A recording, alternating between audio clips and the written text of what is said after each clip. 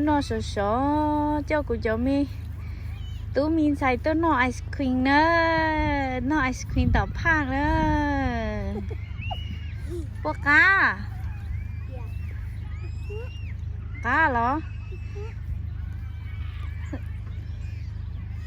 Charlie nhớ về đây nó Charlie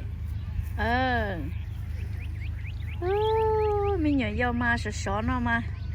mình nhớ giờ mà rong xí chai lo tôi rồi rong mà chỉ xả một chế đi à nếu nào mà rong xí thì tiêu chỉ mua ít khó chua đi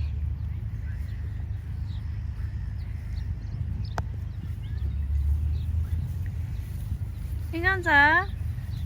cái nào bọc cá sao sao của sao cái ly ice cream bọc cá ô nó kia sao của sao sao cái nào mà bọc cá cá cái đó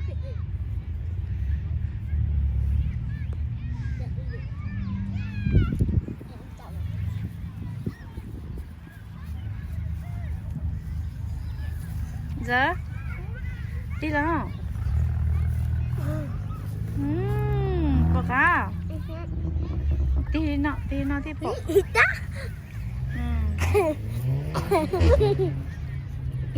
cá cái gì đó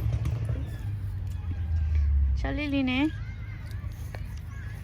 cá cái đó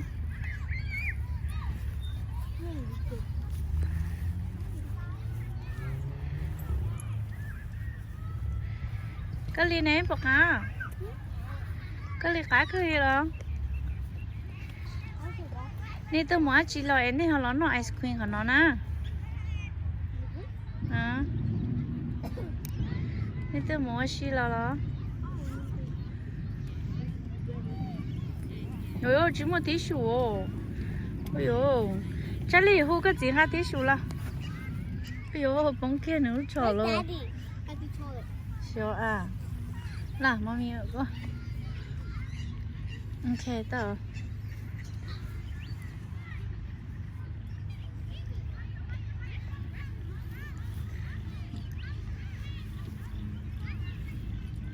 So good. So good. Oh shit! You better run away. Run away. Look how good. Nhưng mà tôi chỉ chống biết like your hair. Well, like your hair is like look like a poo poo.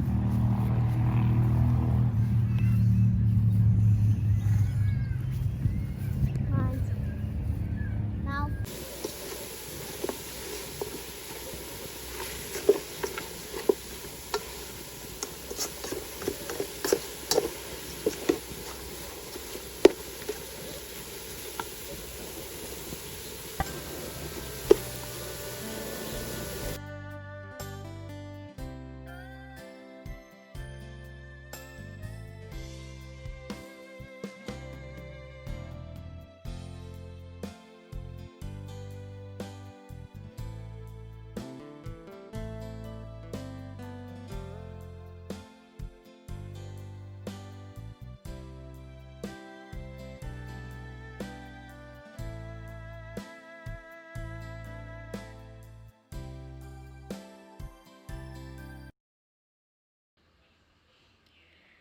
lo nữa bom bao là giờ xía là đi tia là nữa giờ tao no là tia lo mua xí nữa nó lo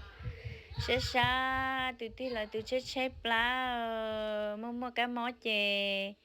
mình nhớ tay tay muốn no tao ta la lo chỉ tao luôn muốn no tao ta la chè dù mà lo ôi dù no xứ chả nào mà chết lá cơ chè giờ cô nó mà gì cá cơ li lên thì chơi plá ý à li bé na chị lò nữa lò bé sợ rồi nó thế li cá nữa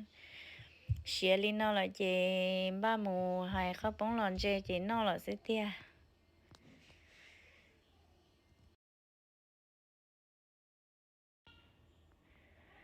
cho nó chị do róc khử thiết quật gió thiết bổ hú thiết róc sư thiết đồ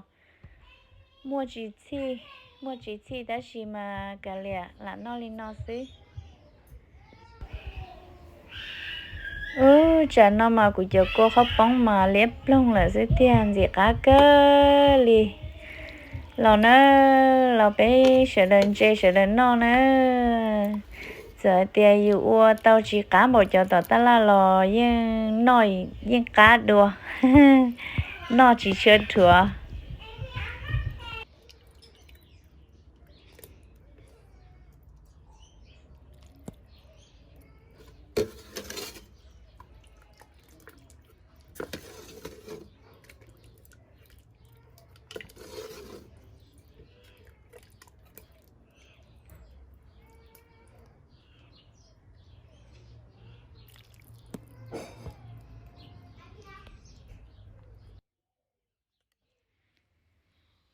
tao nó là lo chị thay đi nó cho nên sợ là sai xin á bé mà xin chỉ đùa ôi cha